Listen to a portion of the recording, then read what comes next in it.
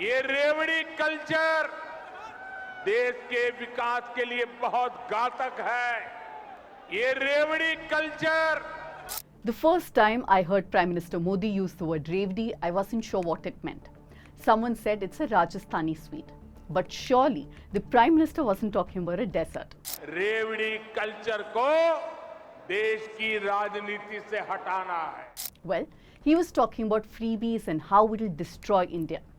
Every election season, welfare schemes take center stage. Some call them freebies, others use terms like revdi, sops, and even bribes. The BJP has been the most vocal against such schemes. But the twist is, they've announced and implemented many of these revdis many times over. ये रेवड़ी culture In a country where the richest 1% own 40% of the wealth, what role can welfare schemes play? And are they sustainable as debts of states increase? Let's break it down.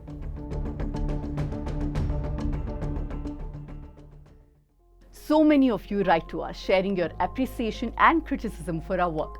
And trust me, it's always amazing to hear from you. Your support keeps us going.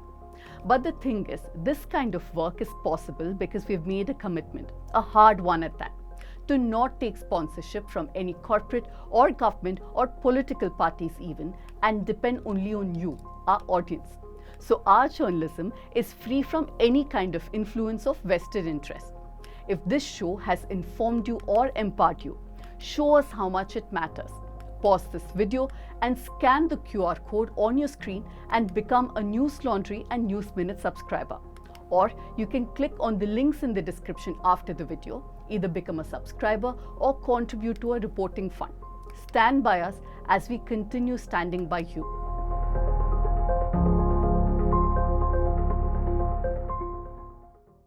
So what is a welfare scheme? Essentially, they're goods or services that the government provides for free or at a very low cost. There are merit schemes like subsidized education and non-merit schemes like a free mixie, cooker or a TV. First, let's look at why governments in India cannot do away with welfare schemes. India has sharp inequalities and persistent poverty. India is still deeply divided by caste, religion and gender. Many communities have limited access even to basic resources. So welfare schemes help level the playing field by providing things to those who need them the most. They're a way of making sure everybody gets a fair shot. Then, what is the difference between freebies and public goods? It's easy for the privileged to dismiss such measures as sops or freebies. But there's research that shows that measures like these can really help. Let's take a look at a few real-life success stories. The midday meal scheme was first introduced by the Justice Party in Tamil Nadu in the 1920s and then expanded by Chief Ministers K. Kamaraj and MGR. It was a simple idea: one free nutritious meal for a school-going child. Every Chief Minister then added something to the scheme. For example, Karunanidhi introduced eggs, Jayalalitha brought in variety meals.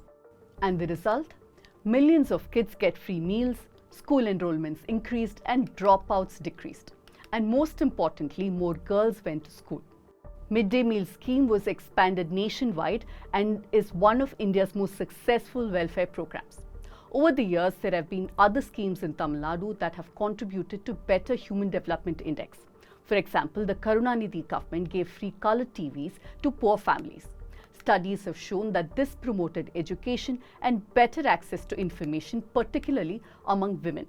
Jayalalitha launched several welfare schemes like the free laptop distribution scheme, which helped bridge the digital divide. Amma grinder, mixie, table fan help women save significant time from domestic work. In 2007, the Nitish Kumar government in Bihar started giving free bicycles to girls from grades 9 to 12. This program helped reduce school dropouts. It even reduced child marriages. Telangana's Raita Bandhu under Chief Minister KCR helped farmers by providing financial support and thereby helping reduce rural poverty. First Chief Minister Kejriwal and then Chief Minister Stalin introduced free bus rides for women in 2021. This scheme was then brought into Karnataka and Telangana by the Congress. Initially, the scheme was met with skepticism, but study after study showed that it has benefited women. A study called Riding the Justice Route by Greenpeace International says it increased mobility and allowed women to save money they could use for other purposes. I could go all day listing out the welfare schemes. So let's move on to direct cash transfers.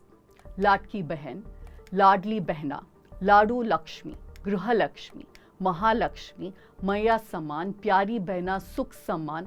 There are many cash transfer schemes right now. The global think tank Center for Financial Inclusion found that cash transfer programs that send money directly to women enhances household well-being and increases women's empowerment and reduces the risk of intimate partner violence. A 2014 review published by the University of Chicago found no evidence that cash transfers lead to more spending on things like alcohol or tobacco, which is a major concern people have. Nobel Prize-winning economist Abhijit Banerjee says cash transfer reduces poverty, and their research has also shown that people don't misuse the money. Of course, not all experts agree. Academic Yamini Iyer, for example, is a skeptic. She says governments are using cash transfers like a quick fix instead of investing in long-term solutions, strengthening public system, and creating economic opportunities.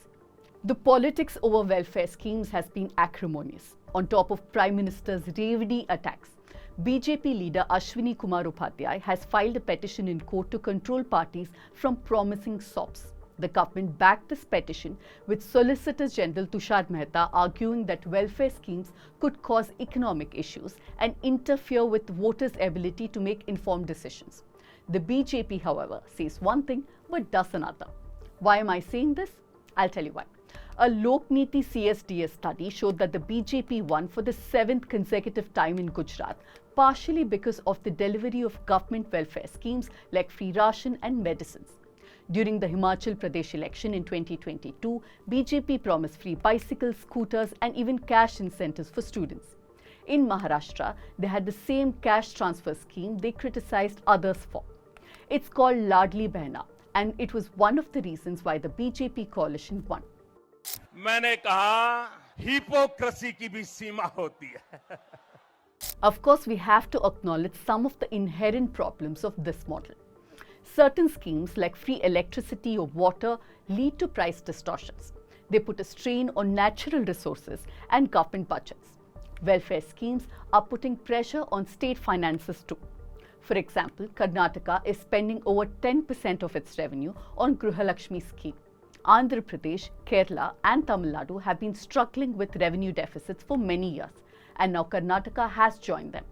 On top of that, these states have large debts and spend a lot of their revenue on salaries, pensions and interest payments.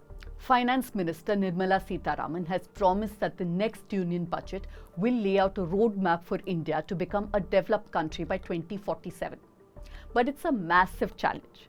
India's per capita GDP is currently at $2,700, and it needs to shoot up to over $20,000 to join the club of developed nations.